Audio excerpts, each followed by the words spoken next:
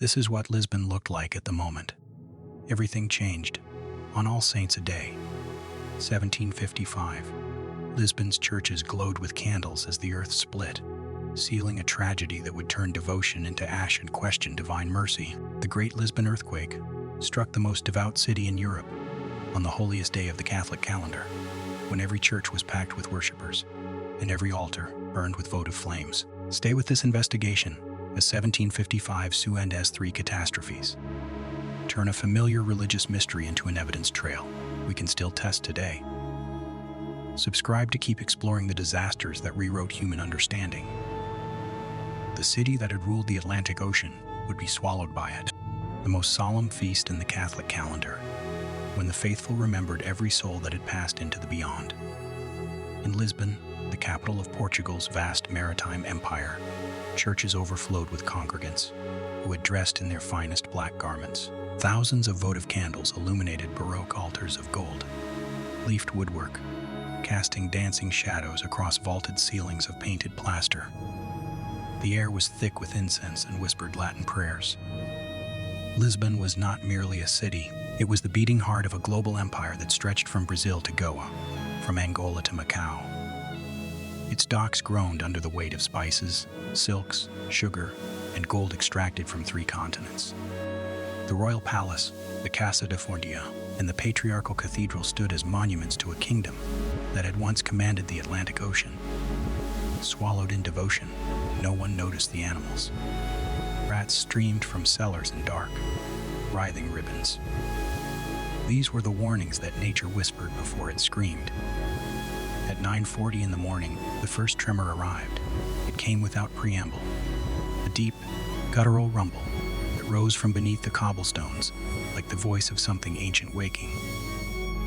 The ground lurched upward, then sideways, then in violent convulsions that lasted between 3 and 6 minutes. Church bells rang wildly in their towers, then crashed through collapsing naves. Altars split apart, sending candles tumbling across wooden floors already slick with spilled communion wine. Congregants who had been chanting hymns were now screaming, clawing over pews and trampling one another toward doors that were narrowing as walls buckled inward. The magnitude has been estimated at 8.5 to 9.0 on the moment magnitude scale, with an epicenter located approximately 200 kilometers southwest of Cape St. Vincent, along a complex fault system beneath the Atlantic. The depth was relatively shallow, which amplified the destructive force reaching the surface. Eyewitnesses described the ground moving in visible waves, like water rippling across a pond. Buildings didn't simply collapse, they were thrown. The Baixa, Lisbon's low-lying commercial district built on soft alluvial sediment, suffered the worst amplification, as the loose soil liquefied beneath foundations that had stood for 2 centuries.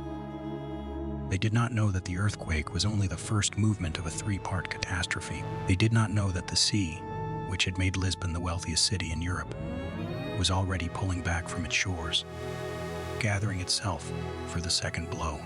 Survivors fled toward the River Tagus, driven by instinct and by a cruel irony. In an earthquake, people run to open ground and water. The broad quay along the Tagus estuary seemed like salvation. A flat, open space away from tottering walls and cascading tile roofs. Hundreds gathered on the marble pavement of the newly built Praia do Comércio, gasping, praying, tending wounds. The water level dropped, revealing the harbor floor for the first time in living memory.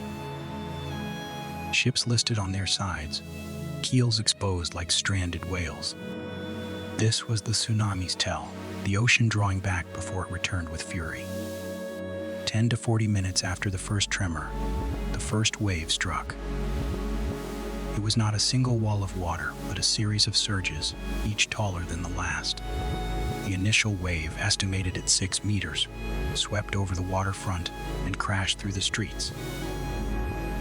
A second wave, possibly 15 meters high, followed minutes later, carrying ships inland like battering rams, smashing them against buildings that had somehow survived the earthquake. The water tore through the Baixa with the force of a river in flood, dragging people, horses, carriages, furniture, and the rubble of collapsed churches into a churning vortex of debris. Those who had run to the docks for safety were now drowning in the streets where they had once prayed. The tsunami swept up the Tagus and struck coastal towns along both banks. Cais du Sodred, Cascais, each one overwhelmed in sequence. But the catastrophe was still not over. The earthquake had toppled candles, overturned oil lamps, and ruptured hearth fires across a city built largely of wood and candle. Lit for a holy day. Flames found fuel everywhere: curtains, altar cloths, wooden pews, stacked timber and dockside warehouses. The narrow medieval streets of the old city, barely wide enough for a carriage, became chimneys that funneled fire upward through the hillside neighborhoods. Worse, the earthquake had ruptured the city's water mains and collapsed the aqueducts that fed Lisbon's reservoirs.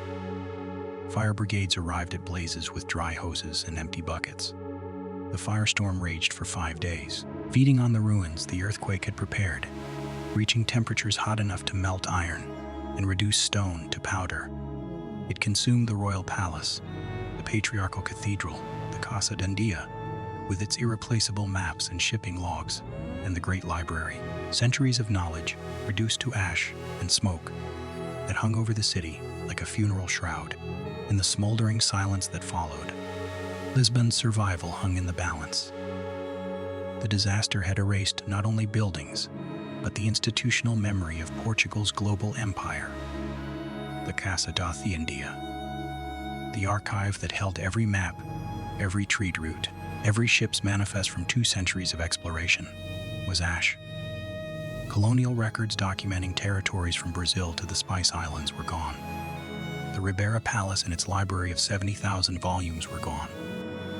The knowledge base that had sustained a global maritime empire was simply gone. The loss of these archives accelerated a decline that had already begun, as Portugal's rivals, Spain, England, the Netherlands, had been gaining ground for decades. The earthquake did not cause the empire whence fall, but it amputated the limbs that kept it standing.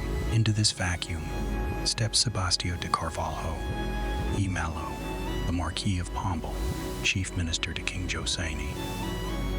Pombal was a pragmatist in an age of piety. He ordered the dead buried quickly and requisitioned troops to shoot looters on sight. Pombal's parish survey was dispatched to every priest across Portugal. It demanded precise answers to specific questions.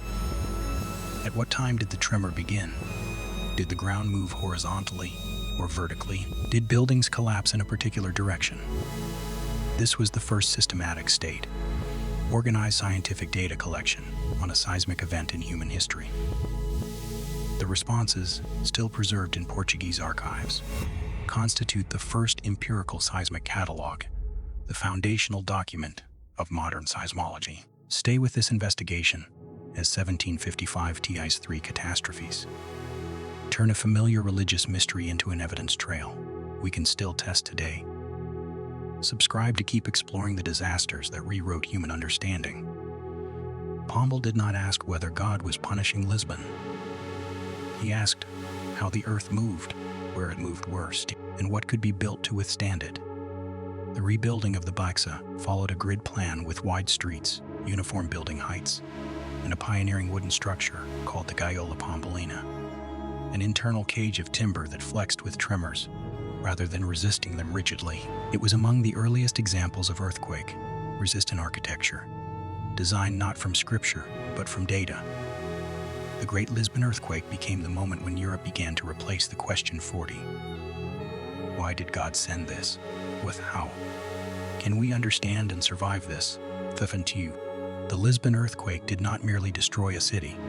It detonated a philosophical crisis that reverberated through every salon and pulpit in Europe. For centuries, the dominant intellectual framework held that every event served a divine purpose, too complex for mortal minds to grasp. The optimists, led by Leibniz, argued that a benevolent creator had calibrated existence toward the greatest good. How could a benevolent God orchestrate the crushing of worshippers inside his own churches on his own feast day? How could a providential universe drown children in the streets where they had fled for safety? Voltaire seized on this contradiction with savage clarity. He wrote Candide specifically, in response to the Lisbon disaster, a novel that dismantled optimistic philosophy through the device of an earthquake, destroying a virtuous city while its philosopher-narrator insists all is for the best. The book became one of the most influential works of the Enlightenment, and its opening scene is Lisbon on All Saints' Day. Voltaire did not offer a new theology. He offered something more radical, the suggestion that nature is indifferent to human morality, that understanding must come from observation rather than faith. Stay with this investigation as 1755 Suides 3 catastrophes turn a familiar religious mystery into an evidence trail we can still test today. Subscribe to keep exploring the disasters that rewrote human understanding. The Great Lisbon Earthquake, when the Atlantic Ocean swallowed a global empire, left more than ruins. It left a method, the conviction that disasters can be measured, cataloged, and survived through evidence rather than prayer. That method is still how we study earthquakes today.